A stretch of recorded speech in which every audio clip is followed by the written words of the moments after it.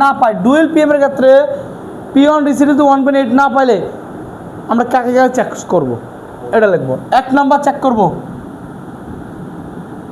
প্রথম পিএম, কি নাম? একমো পিএম, পিএমআইসির টেস্ট পয়েন্ট, কি পয়েন্ট? টেস্ট পয়েন্ট চেক করবো, কি করবো? Test point. তো কোনটা? ওই যে আগের মতন টেস্ট পয়েন্ট। কি চেক করবো? প্রথম পিএম এর টেস্ট পয়েন্ট। 2 নাম্বার চেক করবো দ্বিতীয় পিএম এর, কি পিএম এর? দ্বিতীয় পিএম এর টেস্ট পয়েন্ট। গুড।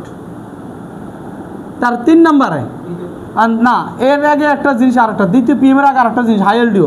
হাইএলডিও তো মেন, হাইএলডিও কি মেন, ওটা হাইএলডিও তো ওটা যায়। তার মানে প্রথম পিএম এর টেস্ট পয়েন্ট, তারপরে হাইএলডিও, কি এলডিও?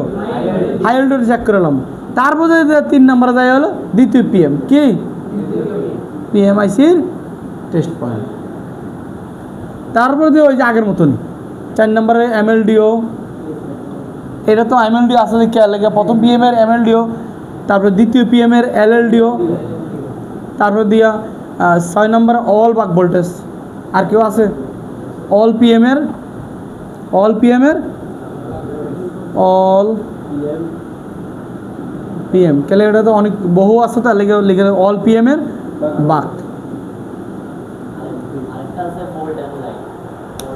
আচ্ছা, ওটা হলো আমাদের আইসি কম্বিনেশন আছে কি না ওটা চেক করতে হবে, ওটা দরকার নেই, ওটা কোনো সমস্যা।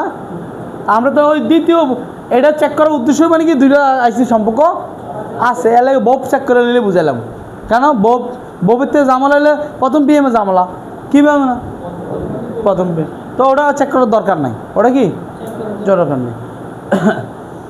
আমরা এখন ডেট চেক করতেছি, কী করতেছি?